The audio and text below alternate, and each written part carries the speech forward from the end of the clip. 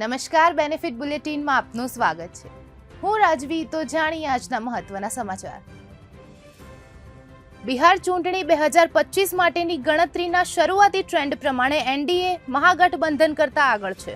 2020ની ચૂંટણી કરતા આ વખતે ભાજપ સારો દેખાવ તેવો શરૂઆતી ઇશારો. દિલ્હી બ્લાસ્ટના માસ્ટર માઇન્ડ ડોક્ટર ઉમર મોહમ્મદના પુલવામા સ્થિત ઘરને સુરક્ષા એજન્સીઓએ આઈઈડી બ્લાસ્ટથી ઉડાવી દીધું. સુરક્ષા દળોએ આખા વિસ્તારને ઘેરી કડક કાર્યવાહી કરી. લાલ કિલ્લા પાસેના કાર બ્લાસ્ટનો મુખ્ય આરોપી હતો ઉમર.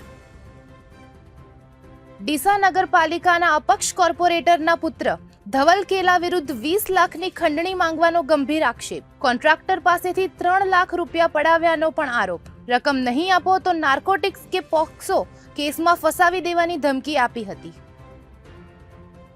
રાજકોટના નવા ગામમાં કાળજુ કંપાવી નાખતી ઘટના. માતાએ પોતાની 2 માસૂમ દીકરીઓને મોતને ઘાટ ઉતારી પોતે પણ આપઘાત કર્યો. કારણ હજી સ્પષ્ટ નથી. પોલીસ તપાસ ચાલુ છે. પતિ ઘરે આવતા ઘટના બહાર આવી હતી.